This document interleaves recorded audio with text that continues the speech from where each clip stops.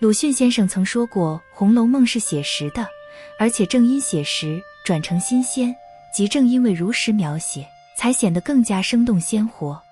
他还将《红楼梦》归纳为一部人情小说，即描写传统中国的人情社会。可以说，《红楼梦》就像一面镜子，折射出中国传统社会生活的方方面面、人情百态。通过阅读《红楼梦》，我们可以了解到，荣国府是一个金字塔式的等级分明的家庭，是当时千千万万家庭关系的缩影。而在荣国府里，贾母作为老祖宗，则代表了至高无上的权力。一切最好的资源都会优先供给贾母，所有人的生活都围绕着她的好恶而展开。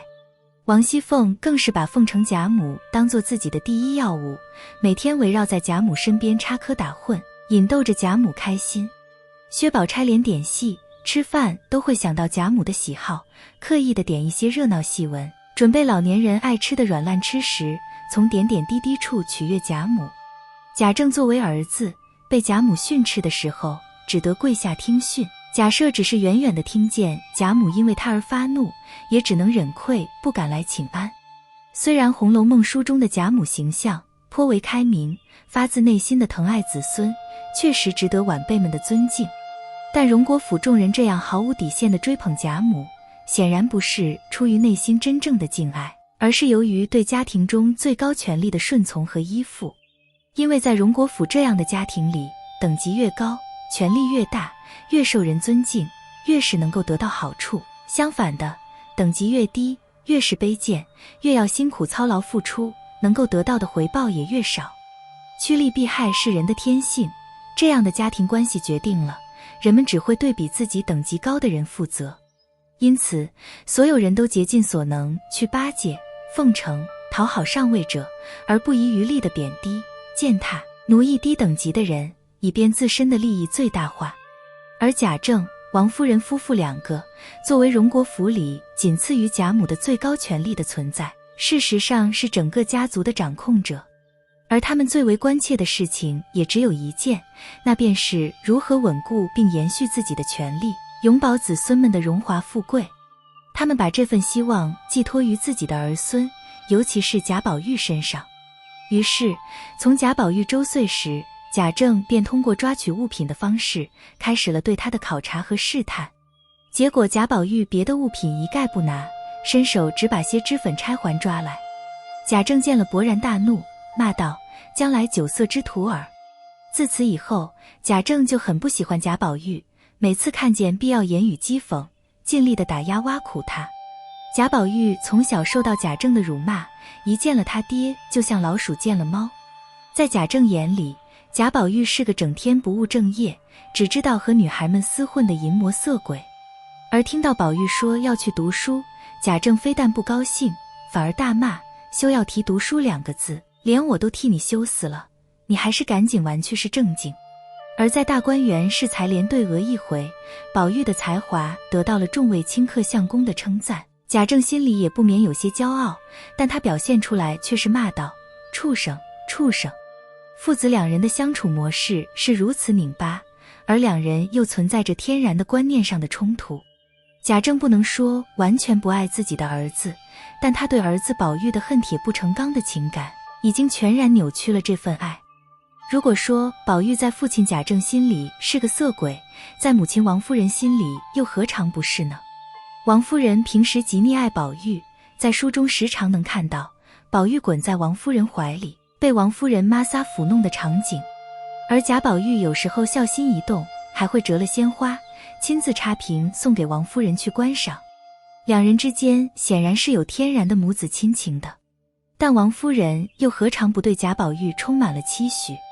一旦两人的观念产生分歧，王夫人便会立即化身强势的母亲形象，坚决打压贾宝玉的思想行为。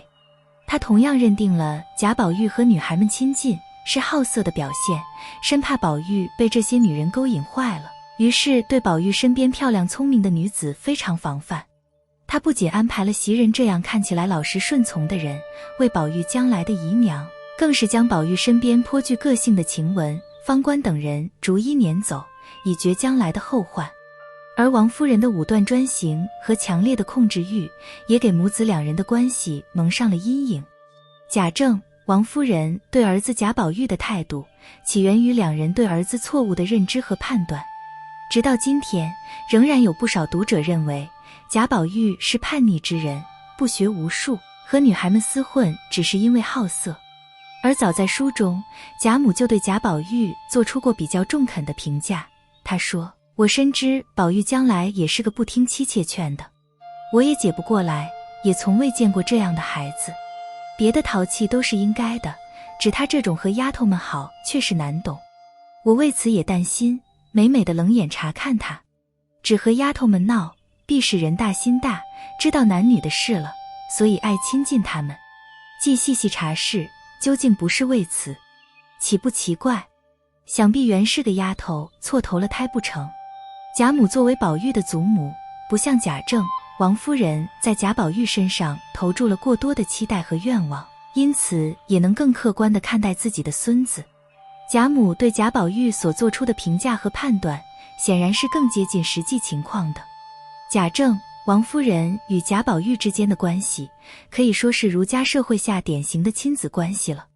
事实上，直到今天，我们的家庭关系中仍然不乏这样的父母，他们不能说不爱孩子，却在孩子身上投注了过多本不属于孩子们的期望。这样的父母用爱和笑来控制孩子，以我是为你好的名义对孩子的生活横加干预，同时还要以孩子们对父母的爱来绑架孩子，要求他们依附于自己，按照自己的期望去生活。孝道是儒家思想中最重要概念之一，这一概念深深地影响着整个东亚的社会文化，以至于直到今天提起孝道，许多人仍然将其奉为圭臬，认为孝顺是人伦关系中的绝对真理。但稍微观察过世界的人就会发现，这样的人伦关系在科技文化发展更为迅速的西方社会却找不到相似的概念。可见，孝顺并不是必须，也不是真理，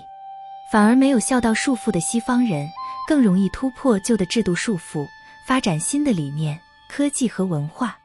而反观被孝文化浸润多年的东亚各国，无一不在现代社会中陷入了年轻人不愿意生育、人口出生率过低的发展困境之中。而反思这种文化的弊端，重新审视我们的家庭关系，则是我们阅读《红楼梦》所能得到的重要启示。